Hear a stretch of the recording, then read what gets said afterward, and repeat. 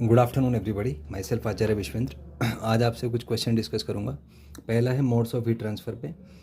तो modes of heat transfer तीन type के होते हैं: conduction, convection and radiation. Conduction means transfer of heat और energy without transfer of bulk matter.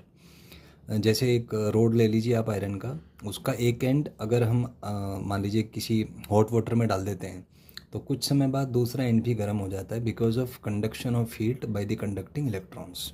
पर इसमें मैटर का ट्रांसफ़र नहीं होता, तो ये कंडक्शन हो गया। Convection means transfer of heat और energy with transfer of bulk matter. इसमें एग्जांपल आप ले सकते हैं। मान लीजिए आप चाय बना रहे हैं, तो जब पानी आप गर्म करते हैं तो क्या होता है कि जो बर्तन है उसके जो लोअर साइड में पानी होगा, जो लिक्विड होगा, वो गर्म हो जाता है। गर्म होने की वजह से उसका डेंसिटी कम हो जाएगा, डेंसिटी कम होने की वजह से वो ऊपर उठ जाता है। तो इस तरीके से वो जो पानी है, पानी अपने आप में ही ट्रांसफ़र हो रहा है। तो there is a bulk matter transfer, तो उसको हम कहते हैं convection. And third is radiation. Radiation जो इलेक्ट्रोमैग्नेटिक वेव्स की फॉर्म में होता है, and this is obviously the fastest mode of heat transfer because electromagnetic radiations light की स्पीड से ट्रेवल करते हैं। तो ये बेसिक से कॉन्सेप्ट ने इसके बारे में थी। नेक्स्ट आता है इसमें फोरियर्स लॉ। तो फोरियर एक साइंटिस्ट थे, इन्होंने स्टडी किया कंडक्शन का। डिफरेंट टाइप के रोड्स लिए, मटेरियल्स लिया जिनका एरिया ऑफ क्रॉस सेक्शन अलग था, लेंथ अलग था, मटेरियल अलग था।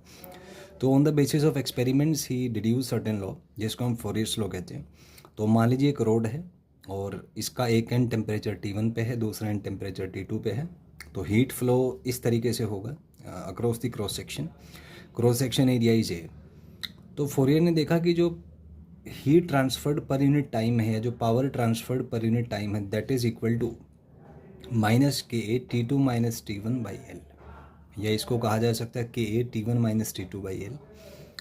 तो ये जो है T1 - T2, इसको डेल्टा टी बोल सकते हैं।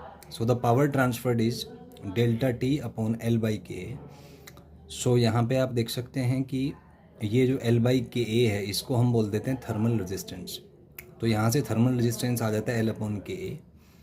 ये जो K है, इसको हम कहते हैं कोफिशिएंट ऑफ थर्मल कंडक्टिविटी, या कई बार इसको थर्मल कंडक्टिविटी भी सिंपली कह दिया जाता है। तो ये फोरियर ने डिराइव किया था कि भाई अगर किसी क्रॉस सेक्शन के थ्रू हीट का ट्रांसफ़र होना है तो पर यूनिट टाइम जो हीट ट्रांसफ़र होगा, या हीट करंट भी जिसको कह देते हैं कई बार, या जो पावर है वो डेल्टा T/RTH के बराबर होती है। अब आइए इसके वेरियस केसेस डिस्कस करते हैं। सबसे पहले मान लीजिए एक सिलेंडर दिया हुआ जिसका रेडियस R है, AB के क्रॉस ही ट्रांसफ़र होना है हीट। तो थर्मल रेजिस्टेंस होता है L/KA। तो आप देख सकते हैं क्रॉस सेक्शन एरिया πr² हो जाएगा।